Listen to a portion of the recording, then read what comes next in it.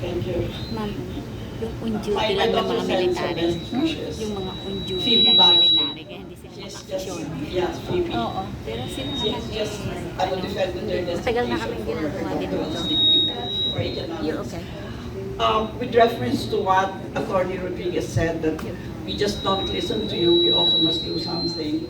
Every time I come from this meeting, I'm not a blogger.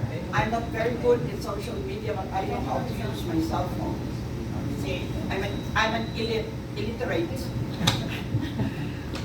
But I use this power, as you said, in my subdivision. There are 100 homes in PF Executive. And I would text all of them. And you know, the feedbacks I get are very heartwarming. Yes. I also text and told my nieces and nephews, my one other niece has a small, she's an entrepreneur, she has one small business in 50 staff. I told her about the Quimbo. What's her name? Quimbo. Oh, whatever.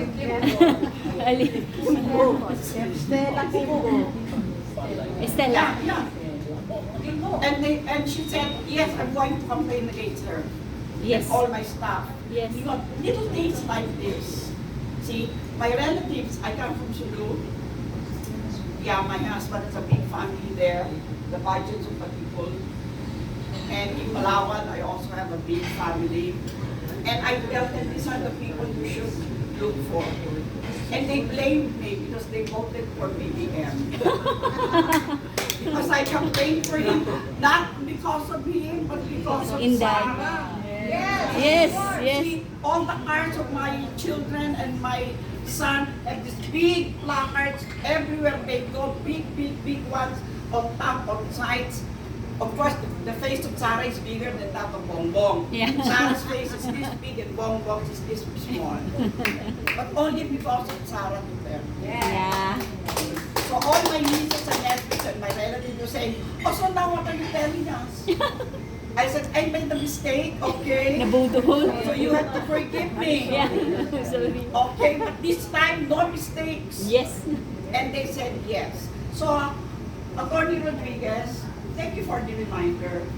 But don't worry, we're doing some things. We're not just listening, we're not just talking, we're really doing something. And if both of you run, Yeah, we'll go for it. I will campaign. Yay! Yay! My own little way. Yay! Including my students from Lyceum. Yes.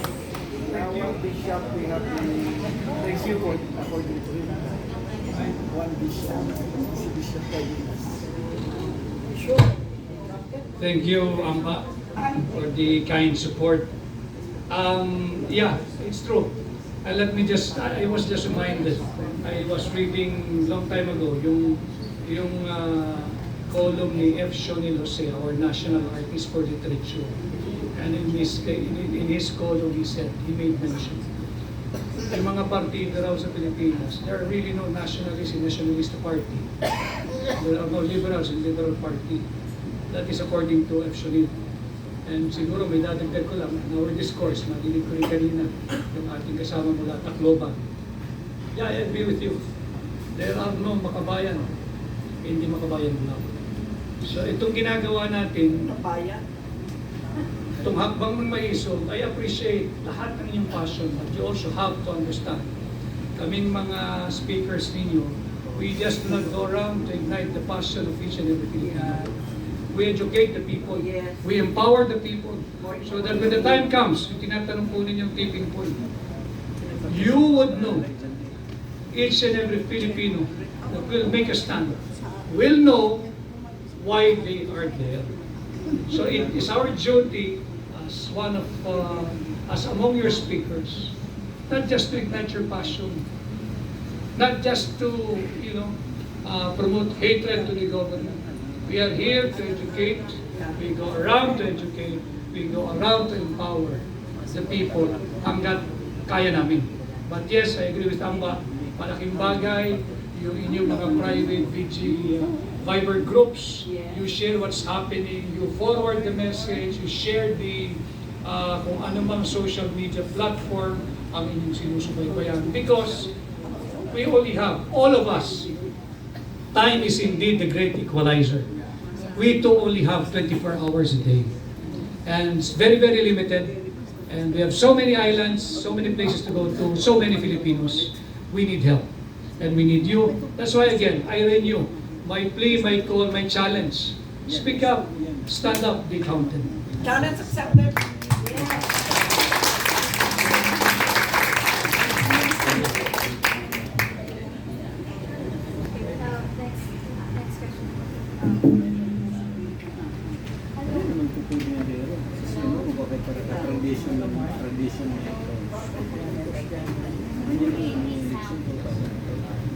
Hello. Hi, good evening, Attorney Vic, Attorney Trixie, and of course, Architect. I am very honored to attend here today, on this Maisog Leaders Forum, and I've learned a lot of inputs coming from you guys. Now, as a civilian, the only thing that we can do, or the only thing that I can do as a Filipino, of course I love my country, is to be vigilant of what's happening around me. And then, after that, yun nga, as what Attorney Vic Rodriguez said earlier, na syempre doon na natin idaan sa balota during elections.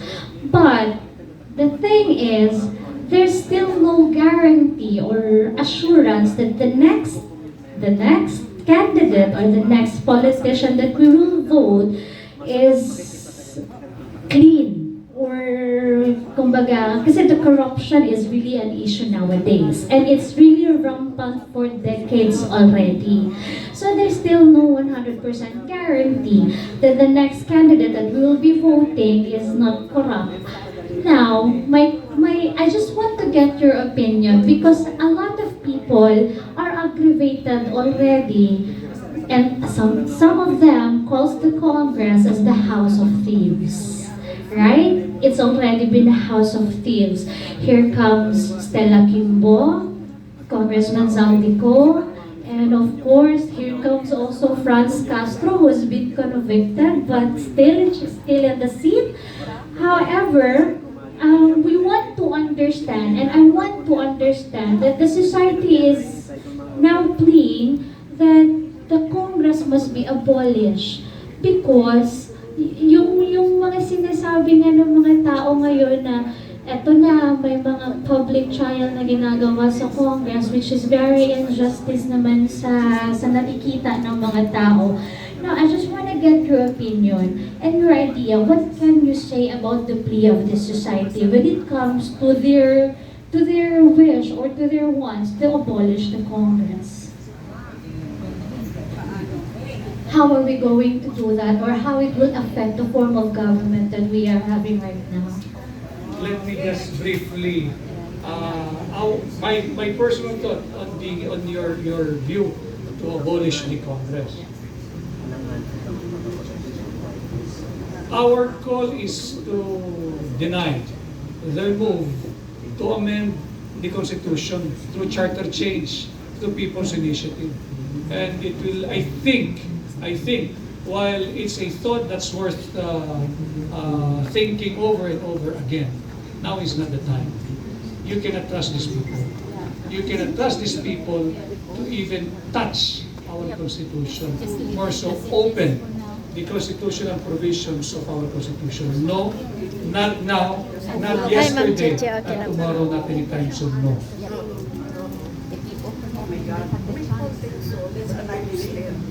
Let me just address your concern about the assurance of the individual that we are going to put into office.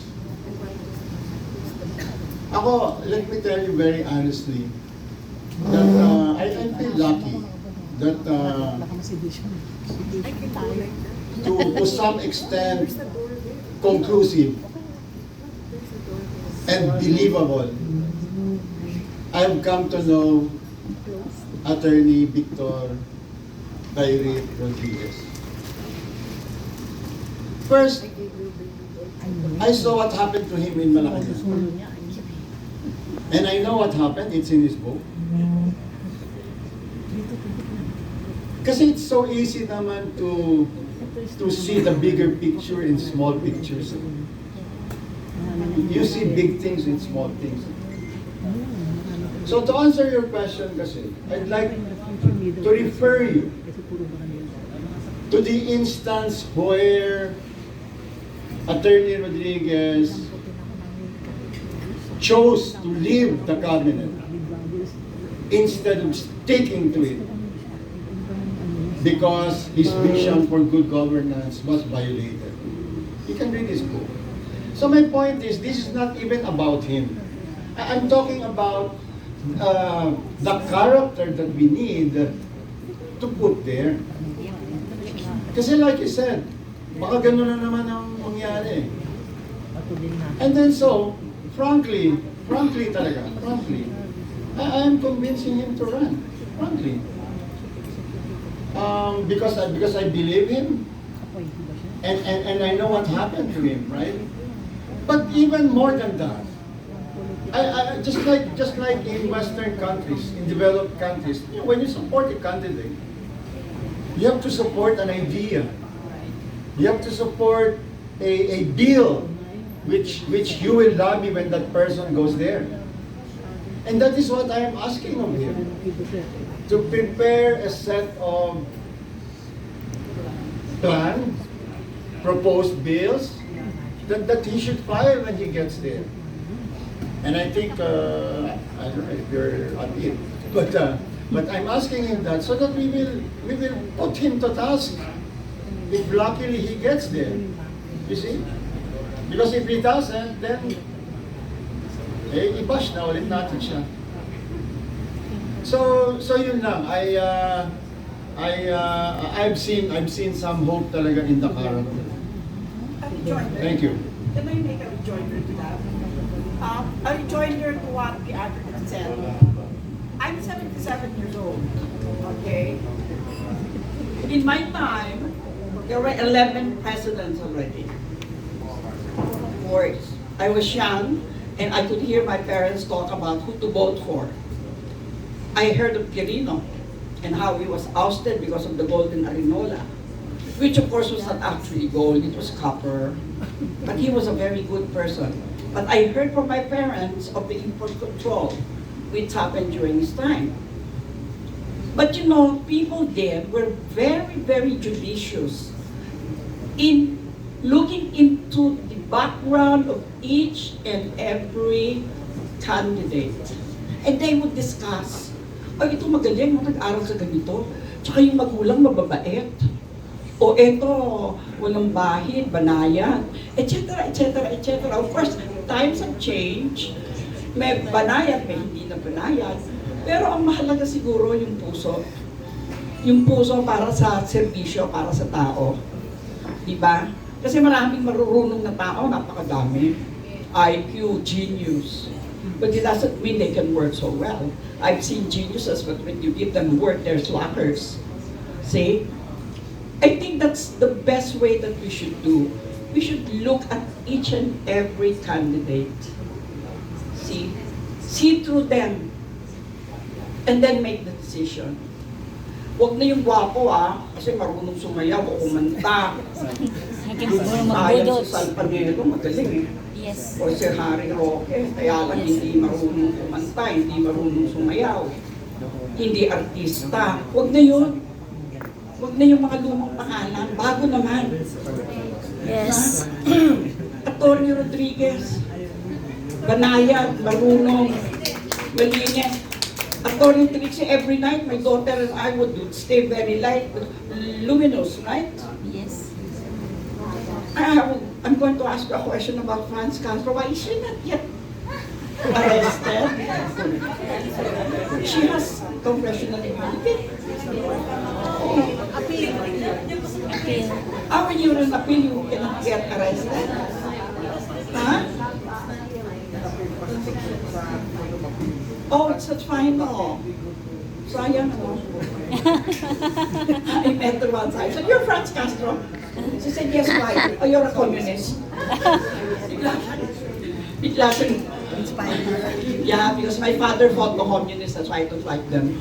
Oh, thank you very much for the Thank you.